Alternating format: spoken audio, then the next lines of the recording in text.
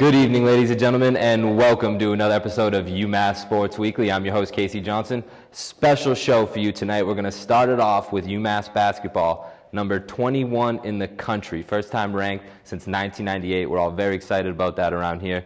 Next up, we'll be talking about UMass hockey. Rough weekend for them, but we'll still cover the ropes there. Finish it up with some UMass athletics, and then give you a roundup on some Boston pro sports.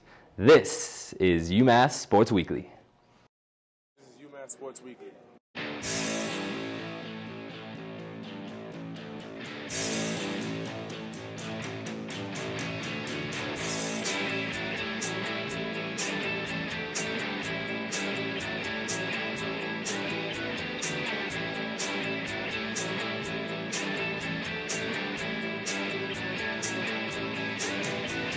And welcome to another episode of UMass Sports Weekly. Now joining me at the table to discuss some UMass basketball, Mark the Shark Daly and Caitlin Boyer. Guys, thanks for joining me. Now, this is a special segment. You know, we haven't had a positive segment like this in, quite some time. We have our good weeks and stuff, but it's a first for UMass Sports. This is big right here. Big time. UMass first was 24 in the country, had a little break.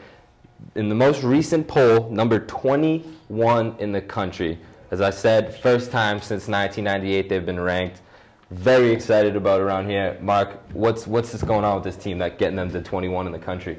They've won. I mean, that's the key right now. They started off the season 6-0. They play tonight. They're going for 7-0 against 5-1 Eastern Michigan. But in all assets of the game, they've improved from last year. I know, like the last 2 years, we've been on that bubble. I mean, the goal is to always be ranked to make the NCAA tournament, but the last 2 years we've been right on that bubble. And this year we've really proven ourselves so far in the season. Everyone stepped up their game. Raphael Putney's playing a lot better. Samson Carter has really proven himself to be a senior that the team can depend on. We have transfer guard in Derek Gordon. Chaz Williams playing like Chaz Williams. Caddy stepped up. So everyone stepped up and played their part. So that's why we're looking at number 21 in the country right now. Kaylin, do you think this team's got what it takes to continue to climb in these rankings? Oh, definitely. I mean, as you said, first time ranked in 15 years.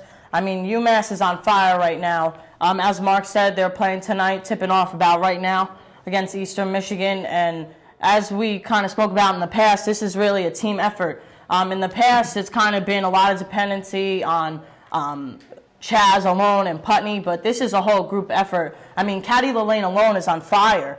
We saw them take the Charleston Classic title 9 days ago.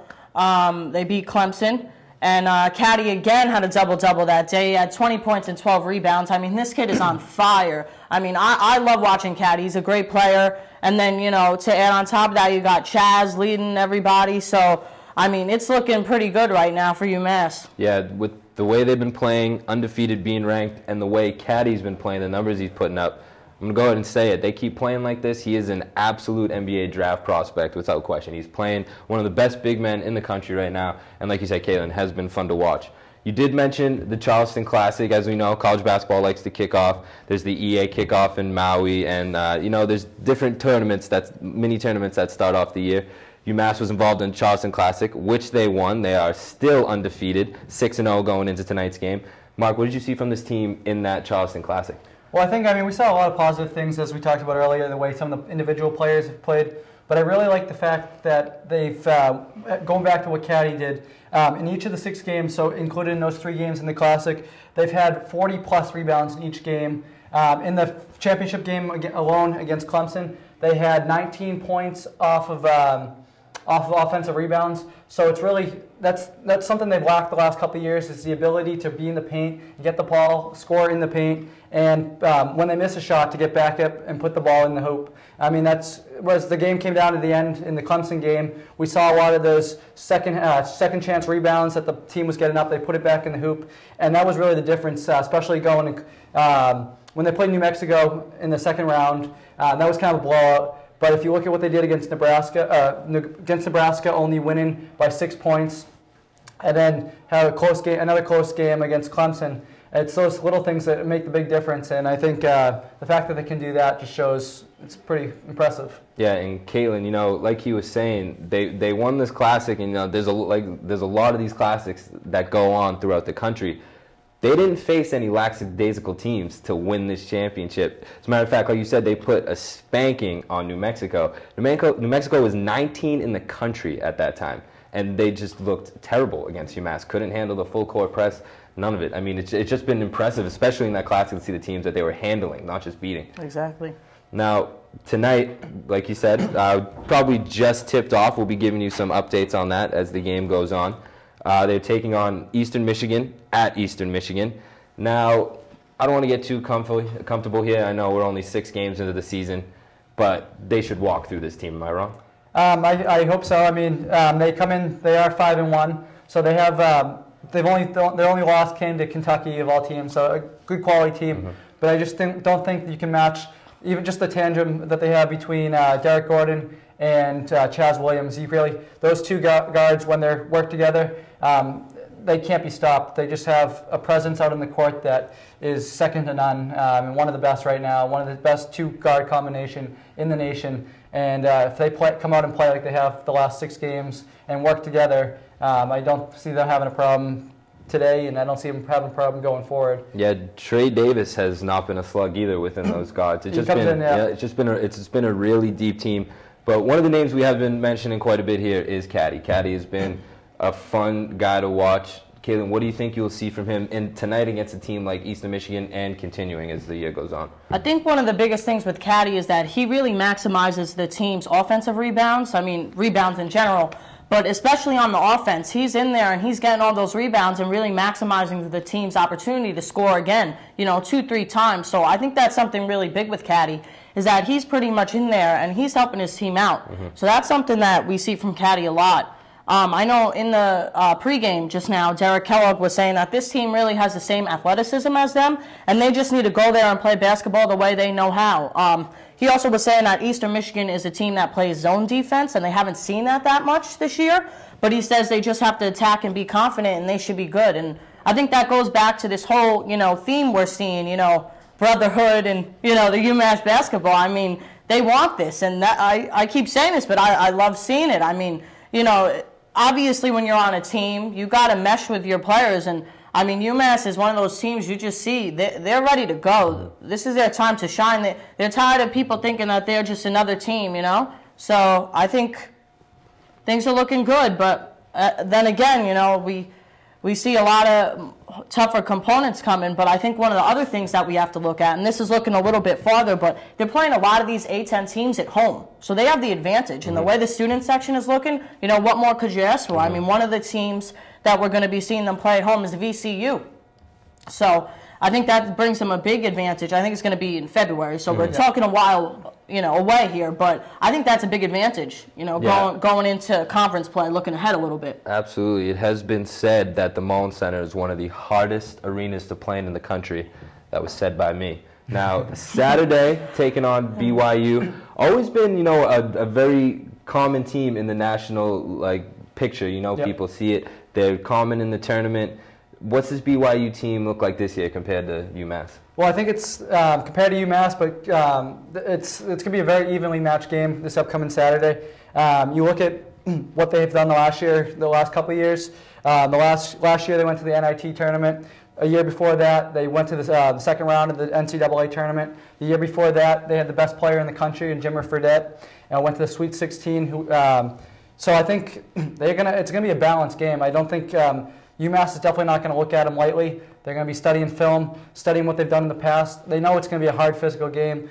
Team with experience in the tournament, so it's not going to be a cakewalk. And I think, as Caitlin mentioned, with the way they're going to approach tonight's game, you're going to have to take that same approach. Just do what you do what you do well, and go in and win that game. Yeah, Caitlin, back to what you're saying about their whole approach. What I've been noticing really, and I think we're seeing it a lot in national headlines too, is that their whole approach is really stemming from Derek Kellogg, who is shaping up to be one of the better coaches in the league with what he's done with this program in the amount of time he's been here. You hear nothing but praise from the team about Derek Kellogg. What do you think he brings to this team that the team doesn't bring themselves? I mean, I think Derek Kellogg, I mean, most people know the story. You know, he himself played for UMass under Calipari, and then I believe that it was him and Calipari coached together at Memphis. Yes. I believe it was. So I think that alone shows the passion that Derek Kellogg has for this school to begin with. And I think, you know, he's watching what John Calipari has done in his career. I mean, look at him at Kentucky. I mean, he's recruited some of the best players. You know, Anthony Davis, I think he's looking at his former coach and his former, co-coach and just basically saying, that's what I want to do. I mean, when you're a coach, when you do this, you do it because you want to win. I mean, obviously you want to make your players better too, but I think that he's seeing what Calipari's doing, and he has this passion for UMass that just no one else can have. You know, you could have any coach, but I think with Derek Kellogg, it really stems from him coming from UMass, and now, you know, this is the time, we keep saying, this is the time for UMass, and I don't think there's any other coach better than Derek Kellogg for this. So I think that with him, and, you know, he's really... I guess that's really all I have to say. I mean, Derek Kellogg. He brings an intensity to the floor that you don't see from a lot of other teams. Even when they're up 10, 15 points, he's screaming for them to press, and that's the key. He wants to keep scoring. He's a defensive-minded team. And, I mean, you see, if you look at the way Derek Gordon's play has improved just in these 6 games alone, you see him playing full press coverage. You see him right on his the guy he's covering, man-to-man defense. He does not put up with any easy baskets. He does not want that from the other team. He wants to fight for every rebound, and that's what you saw. You've seen a step up almost. That whole house of pain that he is bringing forth to the team this year. Their team motto. He wants it to be, whether it's at the Mullen Center or wherever they're playing. He wants other teams to remember UMass as being that tough, gritty team that they're going to bring pain to you, and that's what he wants. And it's the intensity that Derek Kellogg has that I think is going to propel this team going forward. Yeah, you see a lot of back and forth of that beautifully slick back head of lettuce he's got there. Yeah, it's fantastic. So hopefully he can bring some of that Calipari success back to UMass without maybe some of the negative stuff that goes along with it. Guys, thanks for joining me. Stay tuned. We'll be right back to talk some UMass hockey. UMass fans lined up across the sidewalk of Commonwealth Avenue on Friday, trying to get into the Mullen Center to see the hockey team's home opener against Michigan State. An official count of 7,078 fans attended the game as the Minutemen came into the contest looking to get their first win of the season.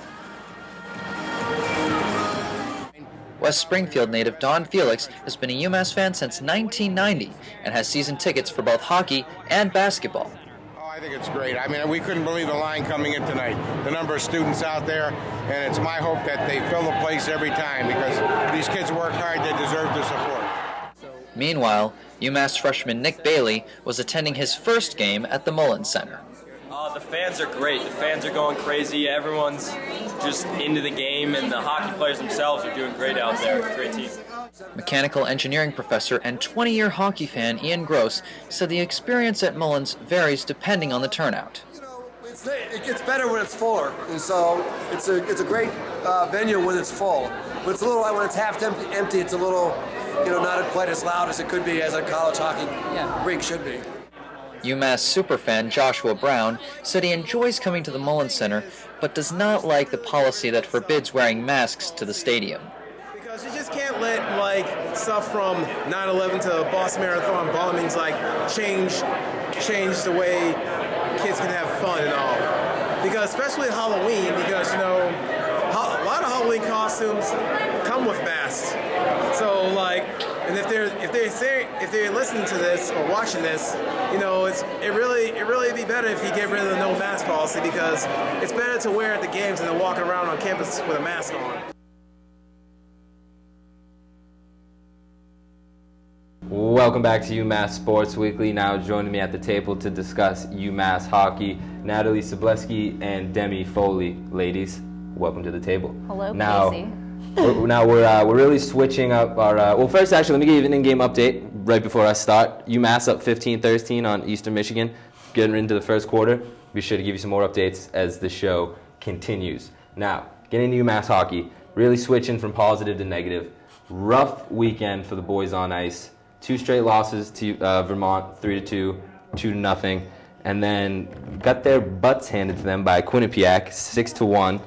Wasn't a very good weekend. Not a lot of positives to talk about. But, Natalie, if I'm not mistaken, for the first Vermont game, you actually wrote an article and got some in-depth behind-the-scenes, on-location stuff going on with the team. I did. Nice. Can we hear about it? All right. Well, I got down to the Mullins Center at 5, and I watched them do their little warm-up exercises. And what they do is a group of them, they would hang out by the Northwest Arena corner, and they would kick a soccer ball around, and they play like a game of two-touch, and so they're just doing that for reflexes and not reflexes, reactions, and and then the starting goalies, they usually juggle tennis balls. So Steve Massler, who's juggling some tennis balls, and a lot of guys, what they would do is that they would like to go out, look out on the ice, and visualize the game, and just imagine themselves being in the game, and just like picturing how everything's going to plan out. Very intense atmosphere around most of the guys. Very. I mean, they're very focused. I mean, some of them like to chit chat, but like some other guys, they would just walk by. I mean, I wasn't supposed to talk to any of them at all, so because She doesn't know what to say. No. The ha ha ha. Yeah, I think they can still hear this though. I wonder what that is.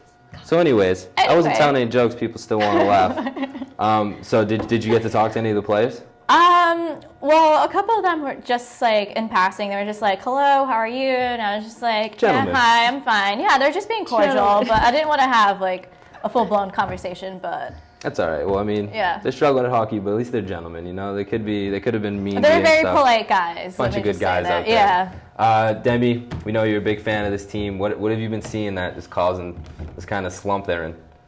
I mean, definitely huge fan of the team, Casey, but what shocked me is I had immense excitement when they first took the ice. They scored, I believe Natalie was saying, 2 goals in the first 2 minutes, which is literally unreal. We saw that momentum that we experienced in the BC game, and I was excited. And then all of a sudden, it was like you looked away for a second, and now we're down. We're down by 3-2. That's how we ended the game. Then all of a sudden, 2-0. And then we move forward into the Quinnipiac game, kind of a fresh start, a new team, and they just got smoked. And so the problem I have with this is that we stick with and we skate with a team that's number 7, the BC Eagles, and all of a sudden we're playing number 5, Quinnipiac, and we get blown out. Where is that difference that we lose 5 goals? And so Pereira had an unbelievable game. He was able to get one of the goals in the net, which was great. At least, they didn't completely blow us out, and we didn't give that goalie a shutout. But still, I don't really understand what's going on. We did look a little slow. We looked a little flat-footed. I don't know if it was the fact that we were intimidated. But whatever's going on, we really need to step it up. Troy Power's now been added as a captain, so I'm hoping that maybe he can, kind of put some fire under the team and really add some leadership on the ice, lead by example. He has had a very good season thus far. And what I did notice is that you see a lot of stars. You see, the Brandon Graysell, Adam Phillips, all pulling their own weight, Mike Pereira, but they're not uniting as that team and really delivering.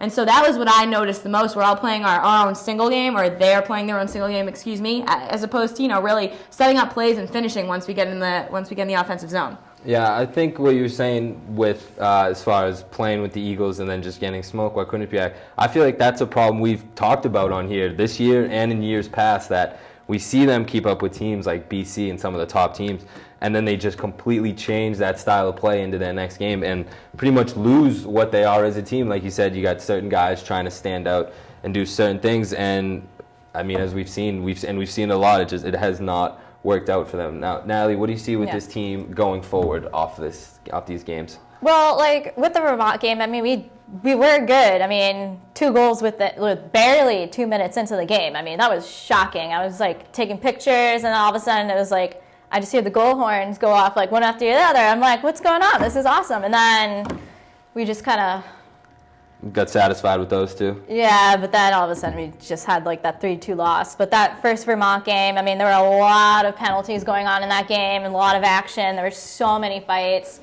I know Oleg Gavenko, he was thrown out just for game misconduct. And and then Troy Power got hurt for a little bit. So everyone was a little nervous because around the same time this year, that's when he had a season-ending knee injury, and that's why everyone was freaking out. But he came back in the third, and bounced back right out, and he was good. That is good to hear, because that is always scary when a guy, especially like Troy Powers, is such a leader on the ice. Exactly. My one thing that I just definitely want to put to the group is, in my own opinion, that when you're not winning, like, UMass, you shouldn't be just, getting game misconducts and putting your key players in the penalty box. Now, I'm all for an aggressive style of play. I mean, if we look back into the archives of the show, I've been the one arguing for, the NHL staying physical and less rules and so forth. But when you're losing or when you're down, I just feel like that's the time when you really just need to be focusing on getting the puck into the offensive zone, setting it up, and finishing the play. There's no reason why we should have all these top players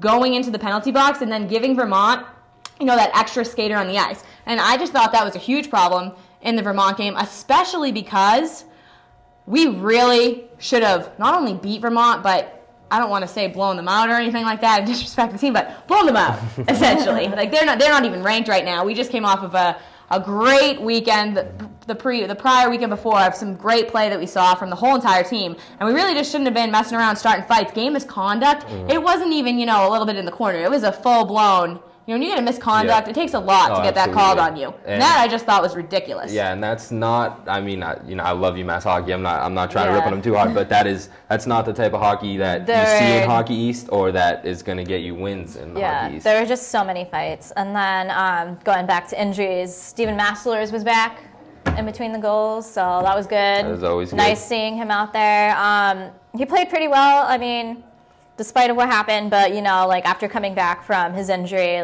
he was pretty good, so it was awesome on him. And then, like what Demi said, Troy Power was just recently named captain along with Connor Sherry, and then Coach Micheletto just came out and said that Troy Power would be a good asset as a captain because his persona, and he's just really good on and off the ice.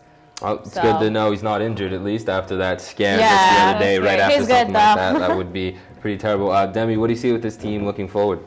I'm definitely excited about Troy Power being named captain. I think that he has seen a lot of different positions. He's in terms of what line he's played on. So he's used to being the third line. He's used to going out first line. He's used to just adapting to any type of thing. I think he shows great leadership on the ice. I think he'll be able to definitely boost the morale along with Connor Sherry. So that does excite me. It definitely gives me some hope. I also feel like this team has the capability to look at such a heinous loss, such as losing by 5 goals to Quinnipiac, kind of picking it up and just letting it go and moving forward. And I really think that in this type of position, that's really the only thing that you can do. You can't live in the past. You can't let that bother you. They are a great team. They do have great chemistry when they decide to play together. And so I really think that that's what we're going to see out of them. I think they'll have the capability to come together. I think, I think the season is bright. Well, let's hope they can bounce back off a tough weekend. Very much not a defining weekend of this team. No, definitely But not. an off weekend for sure. We'll be sure to keep an eye on them. Ladies, thanks for joining me. Thanks, Casey. Stay tuned, and we'll be right back to wrap up the rest of UMass Athletics.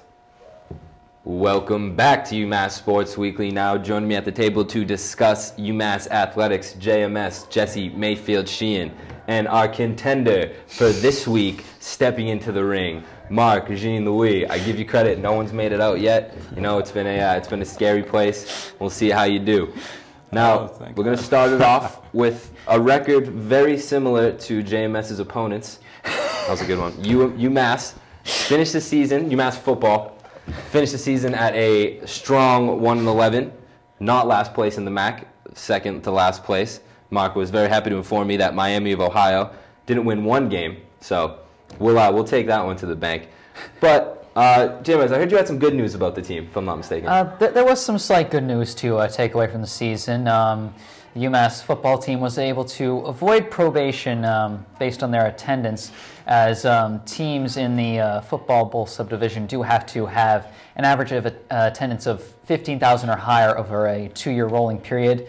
And in this season, UMass was able to get an average attendance of 15,000, which they were not able to get in their first year. So they were able to avoid probation with that attendance mark this year. Always love that. Never want to be on probation. Yeah, that's not good. I mean, we got to give them credit though too. Playing out in Gillette, it definitely hurts their fan base. It's not like the games they had back here when McGurk was still kicking. Mark, what did you see from this team in this 1-11 season? Not much of improvement from their first year in D1. Yeah, can I just say one thing? I just want to say thank God the season is over. It was quite painful to watch. I mean, just to recap on Friday, that game against Ohio University Bobcats. I mean, here you have UMass for a little while. They make it exciting, and then before you know it, 3 scoring plays later and 2 pick sixes later, final score 51-23 Ohio University.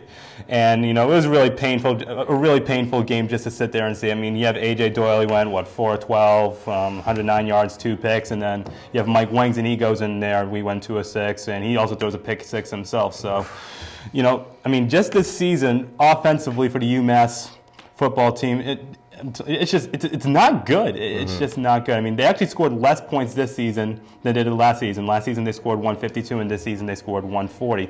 And a lot of my problems start with the quarterback position. I mean, they were only able to produce 9 touchdowns on offense all season. I think Jordan Lynch of Northern Illinois ran for 9 touchdowns against UMass when they came here to Gillette. But yeah, 9 touchdowns, 18 interceptions. So already, I mean, when you have quarterback numbers like that, it is really hard to win in any league in Division I football. Absolutely. It's really tough to do anything with numbers like that coming from your quarterback position. Now, both these quarterbacks, Wegson and Doyle, they're young guys. They're not seniors. They're not getting ready to graduate.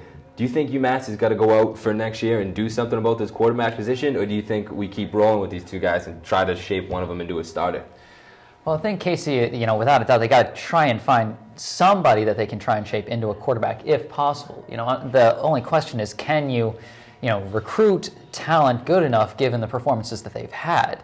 The way I see it, what you got to do is you got to try and, see if you can develop the 2 quarterbacks, one of the 2 quarterbacks that you've got into a quarterback, decent enough that can, improve with the team, and show the recruiting class out there that, hey, this is a team that could improve into something pretty good, so that maybe some better players could come to the team and the team can gradually get better, because that's what this is. This is a work in progress. That's what this move up to the FBS is. It's supposed to be a gradual improvement. It's not going to be a winning record team for some time, I think is what it's supposed to be. So, but Mark definitely hit the nail on the head. It definitely starts with the quarterback on the offensive side, and really at the moment right now, you can't really tell, who the right man for the position is, whether it's Doyle or Wegson. I mean, if you had to choose who had the better season, it's probably Doyle. He started more games. Overall, he probably had the better statistical season. But I mean, last year it was Wegson. Neither guy has had a great 2-year career. It's been up and down and all around. Neither guy has had that impressive a career thus far.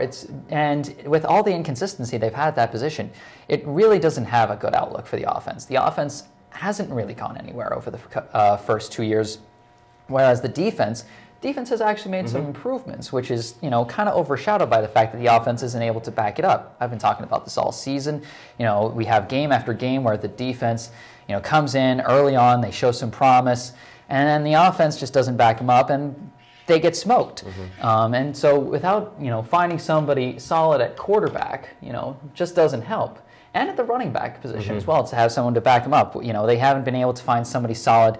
Jamal Wilson showed some promise, but really finding someone consistent at running back to help back up and develop a quarterback, someone at the quarterback position, could really help develop this offense into something really special. And that's really what this team needs if it's going to go somewhere. Yeah, it's been a very consistently inconsistent offense since we have seen it enter the Division I, enter FBS.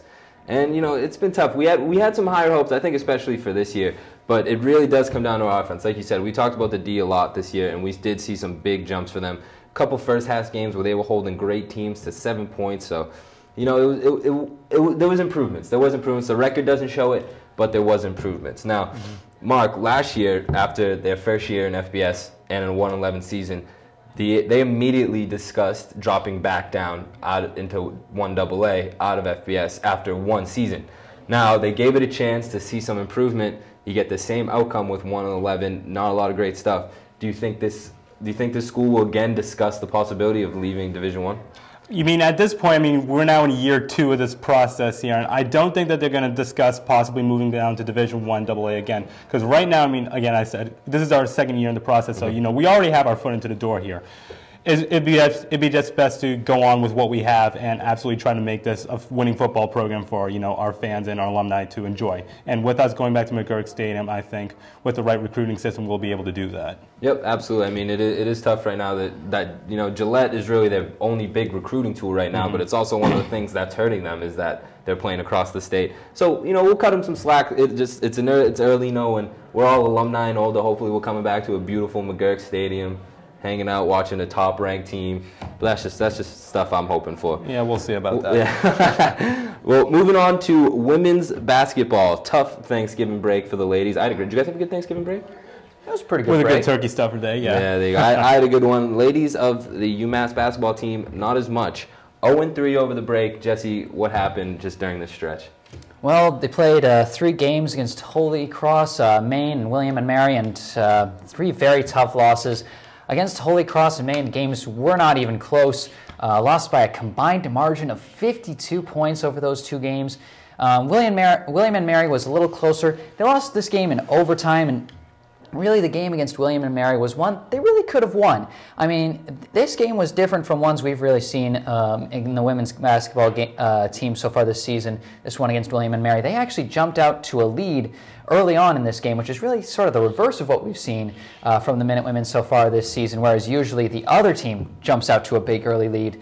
The Minutewomen actually jumped out and got ahead early in this one, but then they sort of just lost the lead later on in the first half, let William and Mary take the lead. They fought back pretty well in the second half and had a chance to win, but could not make the game-winning shot at the end of the second half, and then just could not get it done in overtime, could not execute.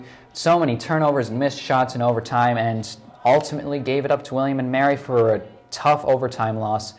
Whereas the case with Holy Cross and Maine was just a case of the defense could not get it done early on. Went into the first half with big deficits that just, you can't fight back against big deficits like the ones they were facing against those teams. And it just showed in the scoreboard at the end of those games where the other teams, they just ran away with it once they came out of the gate in the second half. Yeah, tough stretch from here, but like we just discussed in the hockey segment, not really reflective of the type of team they are. We know they're better than what they showed, and like you said, the Holy Cross game, very close. Could have been a win there, so it's not as bad as an 0-3. Tough stretch of games, but we'll keep an eye on them. Mark, what do you want to see from this team as the year continues? I mean, definitely as the year continues. I think we've even seen it in the games against Harvard University and Rutgers. I mean, they are a team that can get out to a fast start and are able to hold on to a lead. I mean, against Rutgers University, they had a 13-point lead, almost lost it, but they came together in the last 4 minutes and were able to hold them off for a 1-point victory.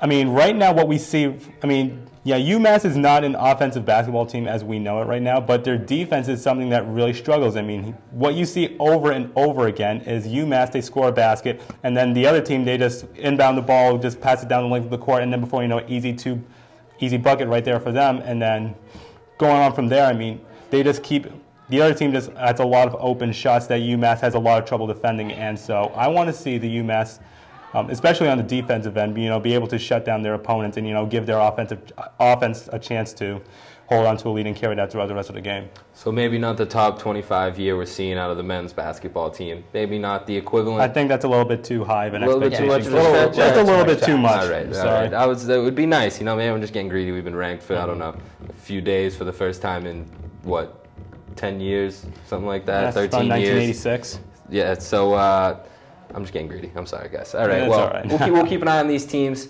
Guys, always love the insight. Mark, nice job. I think you put up one of the better fights we've seen. I don't know if he's going to make it out. He might pass out soon if I don't end the segment.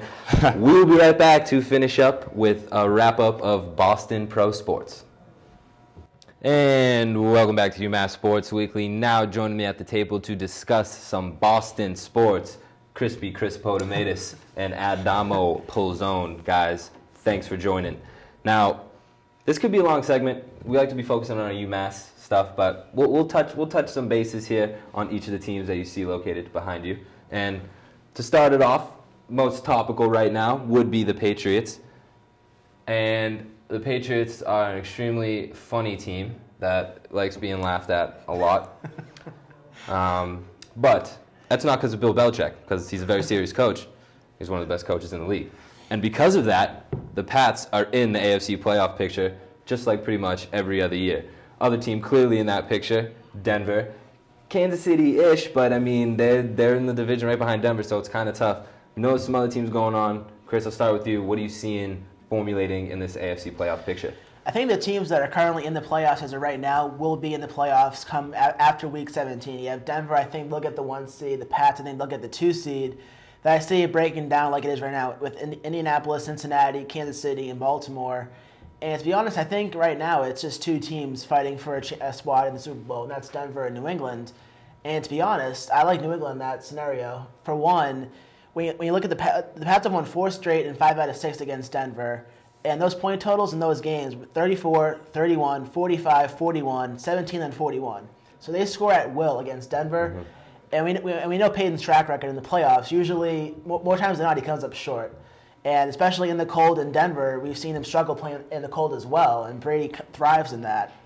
So I see New England right now taking the AFC unless something really weird happens. But I think right now I would be shocked if it's not Denver or New England going to the Super Bowl, and I think you have to like those odds. Now, just want to ask you, I mean, we've seen some really, really tough weeks out of the Colts and Andrew Luck in these past 2 weeks. You still think they're going to keep that 3 seed going into the playoffs? I do. I think they're good enough to do it. I know they lost Reggie Wayne, which was a huge loss because he was Luck's go-to guy. But when you look at that division, I think they still have some easy wins in there. I think they're good enough to get by. I mean, the NFL is full of mediocre teams this year. Yeah. I think they're slightly above mediocre. I think Luck's a quarterback that can do a lot to take that team to the next level. One thing you have to look at is their bust with their first-round traded pick of Trent Richardson. He got benched. So right now, their running game is struggling. The trade that they made is not helping. Now they're out a first-round pick next year. But I think they're good enough in a year where there's a lot of mediocrity in the NFL to get to the playoffs. Adamo, what's your take on this AFC playoff picture? Well, first off, with the Colts, I mean, I kind of agree with you. They do have some easy games ahead of them, but the last game against the Titans should have been an easy game, and they barely got by. So, I mean, they did play great, but it wasn't against a Tom Brady or a Peyton Manning. It was against Ryan Fitzpatrick, I believe, who's the quarterback for the Titans now. So I don't really see the Colts getting far into the playoffs, but they're definitely going to top the AFC South, no doubt. But as far as the AFC playoff picture, I mean, the Patriots and the Broncos are the 2 teams. One of those 2 teams is going to go to the Super Bowl, without a doubt. And Peyton is the Manning I want to play in the postseason. I'll tell you that much, because he doesn't know how to play in the postseason. He's not. I mean, he does in a way, not as good as Eli. And that says a lot right there. It does say a lot. And the Patriots lately, I mean, their run defense could be better. I mean, they just let Ben Tate run all over them last game. Everything defense. Exactly. Yeah. But at the same time, I feel like they're a second-half team now, just like way back in the day, and I like it. You know, we have, like I said before, a lot of no-name players kind of. I mean, we got Talib. We got, Brady, but like we're utilizing our running backs. We're utilizing everybody, and not many teams do that and know how to do it. And the Patriots know how to do it. So I see a lot of potential in the playoffs coming up. Yeah, it's been impressive to say the least, the Patriots this season. It goes under the radar because they're usually at a record around this. Tom Brady's Tom Brady. Everyone around the country just sees is what they should be. They lost Vince Wilfork and Gerard Mayo. You mean losing one of those guys? It's like, oh, you just lost the heart of your D. We lost both hearts of our defense, and they haven't been great. And Talib isn't healthy. But when he is, he can play. Absolutely. Without a doubt, he can play. See him out there. But it has been impressive from this team what we've been seeing. Their defense, I got to be honest, makes me nervous going into the playoffs. I know we saw them shut down Peyton in the second half. Peyton kind of shut down himself a little bit. He turned the switch off. But he does that. Their D makes me nervous going into the playoffs. You guys both think that they can maintain going into the playoffs? Because there's a lot of questionable areas on this defense right now, especially our line and especially our run. Like you said in that Texans game, as soon as they got inside the red zone, they gave it to Ben Tate. It wouldn't take more than 2 rushes. It was a 20-yard rush or 2 10-yard It's going to be whoever wants it more. I mean, in the playoffs, it's completely, it's a new slate. You know what I mean? True. It's a new slate. You're in the playoffs. The intensity is there. It doesn't matter if you're a backup safety or, a starting safety. You're going to bring, it's whoever has more fight in them, they're going to win. And, I mean, obviously, when your leader is Peyton Manning in the playoffs, odds aren't on your side. Yep. So I like it. I mean, I really like the Patriots' chances. Yeah, I mean, and we got Tom Brady on your team. The odds are definitely on your side. So we're feeling pretty comfy. Non-biased reporting here at UMass Sports Weekly. Moving on to the Celtics now. We haven't covered the Celtics a lot this year, but the first time we did cover them, I was screaming tank. Now, they played pretty good for a nice little stretch. They were at the top of the Atlantic Division, currently 7-12, which with some of the records we're seeing isn't really that bad. Ninth best in the East. Ninth best in the East, which is just unreal. But that also is when we go into that limbo situation where you're not making the playoffs, not getting a good draft pick. Exactly. Not what you want. I'll ask you, Adam, I'll start with you because I know sometimes you have very opinion about this stuff. Should I still be screaming tank for the Celtics? No, I say no. No? I say no. It's still early in the season. I mean, the division is winnable. Rondo's going to come back. You know, Brandon Bass is playing great. We have a lot of guys playing great. And when Rondo comes back, he's going to take over the leadership role, and the team is going to get on track. I mean, come on, it's the Atlantic Division. The Toronto Raptors are leading. They're under 500. They got 6 wins and 10 losses. It's winnable. Mm-hmm. So I say don't tank. It's possible to get in the playoffs without a doubt. And, I mean, the whole Eastern Conference is actually doing pretty terrible. It's bad. So it's winnable. Surprising. Don't tank. Especially with, I mean, one of the reasons I'm kind of not worried about the whole tank situation is because you look at the Brooklyn Nets. We have their draft pick next year. That right now they have one of the best chances for a top draft pick. They're doing terrible. So why tank? So why tank? You know, ride out the Brooklyn pick. Hopefully they just keep sucking because it's been great to see that. I don't know if that's bad, but I just don't want to see Pierce and KG succeed outside of the Celtics.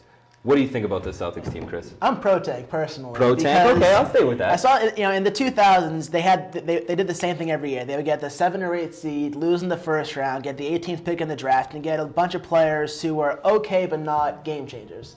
And it wasn't until they made that trade in the 2007 offseason for KG and Ray Allen that they were actually legit. In the NBA, unless you live in a city that has a lot of advertising or is extremely hot all year long, you don't get the big free agents. So the Celtics need to start trading chips, and they do have a lot of trade chips, but right now it's who would accept a trade to Boston and how much exactly do you have to land a superstar or the draft. And right now, they're like you said, they're 7-12. That's the 9th best record in the Eastern Conference, which is a little embarrassing. Well, very embarrassing. Only 2 teams in the East are above 500. So I think almost the entire NBA is trying to tank to get a top 3 pick right now. And with that whole Nets pick, if the Hawks have a worse draft pick than the Nets, they can swap this year. So if say Atlanta has the 12th pick and Brooklyn has the 5th pick, they can swap. So we'd get Atlanta's pick. Okay. So it's not a sure bet that if the Nets tank that we'll get a great pick. So for me, there's too much uncertainty, and it's not a way to build a draft if you're going to build a team if you're going to get a pick in the mid-teens, especially with the draft that's loaded. Most years, picks 5 and 15, there isn't a bunch of difference. But this year, you really need to get low in that draft. And I think that's their best chance to rebuild because even Rondo, he's a free agent in a couple of years. So who knows if he's going to stick around long term. I think they have to tank. They have to get one of the players that's going to be a franchise changer in this year's draft because that's the only way I see the Celtics team getting better quickly. And the reason the tank conversation I think is so relevant this year and more so in other years is because this freshman class, this class that will be coming into the pros is unbelievable. The top 5 picks are all number 1 picks any other year. Exactly. So I mean, it's a little more reasonable. I see you making some faces over there, Damo. You're just not really with the. I'm just not with it. I'm just telling you straight up. So what do you think? I mean, if they were going to get rid of Rondo, like he said, if they want to in a few years, they would have already. Mm-hmm. I feel like Rondo's going to retire a Celtic. Keep him. Don't tank. We have players that can be a leader. I say, I'm with Jared Sullinger. Kiss our butts about that tanking stuff. It's not happening. It's not happening. Sullinger hit some threes lately. See that? But the Celtics can't. Hits a lot. Yeah. But the Celtics can't trade Rondo right now because you don't trade your best player when his stock is at his lowest. I mean, it's true. I mean, his stock is lowest right now since his rookie year. I mean, he has to play. He has to show other GMs, other teams that he's healthy, so that he can rebuild his stock, show that he's healthy, show that he's a playmaker, can get other guys involved and be a top 5 point guard in the NBA. Right now, if the Celtics say, here's Rajon Rondo, a GM can say, well, I don't know if he's healthy, I don't know if he's good, so I'm not going to give you a great package for him because I have to see him. I can't trade my packages for a player who I haven't seen play post-injury. And plus, you see guys like Derrick Rose now, they get hurt once with the ACL and they keep getting hurt. So you have to wonder now, is that a recurring theme? So with Rajon Rondo, I think he'll come back before the trade deadline, play a handful of games at least, and show NBA teams what he can do. And maybe in the offseason, maybe you trade him for a draft pick, but I don't see Rajon Rondo being here long term. I just don't think he's a true franchise player. I think he's good, but in the NBA, I don't think your best player can be a point guard unless he's Chris Paul. So I think he's a guy that maybe you move on from if you can get the right deal. But the only way you get a right deal is if you show that he can play and he has a lot of value. Yeah, I think a lot of these questions about Rondo and about the Celtics, it's going to take Rondo being back on the floor for these to get answered until we really know what this team is, which direction they're going in, basically, which hopefully is down. Well, moving on to the Red Sox. Chris, actually, I know you're an avid Red Sox cover. Why don't you tell us about the move they made today? Well, they signed A.J. Pierzynski, who will be their full-time catcher for this year, which basically means Salty's gone. And, in fact, Salty did sign a 3-year deal down in Miami, so he is peace out to Salty. Gone for sure. The one thing with the Red Sox is that they have 2 really good catchers in their farm system, so really they just need to have a guy that could bridge between the prospects and now. And Pierzynski on a 1-year deal, I think it was about $8 million, I think is fine. Last year he had 272, OPS at 722, 17 home runs, 70 RBIs. So, I mean, that's a guy that, and he's been consistent his entire career. He's been right around 270, 280 as a hitter. So I certainly think he's a guy that can carry the load. He averages over 100 games played a year, which is huge for a catcher. He will be 37 this December, which is a little bit of a concern. But overall, I mean, I like the moves, the cheap move. It's what they did last year. They had a lot of stopgap guys like Stephen Drew to get them to the prospects that they have building up in the farm system. So I think that it was a pretty good deal for them. A few things that you have to look at right now. One is Jacoby Ellsbury. Supposedly there's 4 teams in the mix for him, and the Red Sox are one of them, which I'm a little surprised about. I thought he was gone for sure. But I saw one reporter tweet today that the Sox have interest in Curtis Granderson. I think he'd be a pretty good replacement. The guy has a lot of pop, doesn't hit for as high of an average as he used to, but he has a lot of speed, plays a good center field. That's a guy that I would be interested in. And one thing, maybe this is just a dream, but is to trade for Giancarlo Stanton, because the Marlins are going nowhere, and nowhere quick. And Giancarlo is their best player, and the Sox have a ton of prospects. So I think if the Marlins were willing to listen to a trade, that could potentially be something that they look at, because the Sox have a ton of prospects. I think everyone besides Xander Bogaerts should be available. And one last thing is they have 6 starters right now. They have to get rid of 1. A lot of people are saying trade Lackey because his stock is high, but for me, with that postseason performance, I mean, going toe for toe with Verlander, and then the way he clinched the World Series, I don't know how you can trade a guy like that without getting something great in return. I think you keep him out of respect. Exactly, yeah. I mean, he faced a lot of adversity and he came back. Lackey was frustrating to watch the first couple of years in a Red Sox uniform, but I mean, he made his money this year. So one thing that they potentially could do is trade Dempster, a guy who was an NL Central pitcher for much of his career. Maybe trade him back and get some value for him, because this year he wasn't all that great. But I mean, the list isn't huge of stuff that you want the Red Sox to get, but I think there certainly are some pieces that could help them get better. Pierzynski being one of those pieces now that Salty has gone dumb. What do you think of that Pierzynski signing? Well, I mean, I'll tell you what. First off, he's a baseball guy. He said everything already. But as a baseball fan living in Boston, I just learned how to spell Saltalamacchia, and now this guy comes in. It's Salty. So, see? I didn't even learn him. Perzy. Yeah. We'll figure it out. Anyways, no, but I mean, obviously, I kind of saw it coming with the prospects that the Red Sox have. But, I'm mad, man. We couldn't get a guy with a decent name that I can remember. Red Sox. It would be nice. I mean, maybe that's the whole thing. Maybe a crazy last name catcher. Maybe that's Mirabelli. I remember Mirabelli. Yeah. These aren't normal things. It works. Easy to say, but couldn't tell I'm not the baseball guy. That's Chris. I don't know if you could tell that either. Well, Sox looking to repeat next year. I think they really filled that hole right there. Saltalamacchia for Pierzynski. You're not really losing. You're not gaining, but you're not really losing either. Like, good hitting catchers aren't easy to come by. So if you can get a guy that just bats 260, 270 in your lineup, take him. Yeah, even though he's 37 and climbing up there, and he's kind of a bad person, but no one can do that. Well, a lot of ups we're seeing for our Boston sports here, including the Boston Bruins. These guys didn't write up a Boston Bruins question, but I felt disrespected, so I'm gonna go ahead and ad-lib. Now we're seeing an epic offensive performance from this is like a trivia show. This isn't even about getting your opinion anymore. From Krejci, Iginla, and Lucic. It's an unbelievable line. Yep. All of them around 20 points. Krejci's over 20. Yep. What do you guys think about this line that makes them so great? Adamo, I'm going to start with you. Well, Casey, I'll tell you what. Chris, what do you think?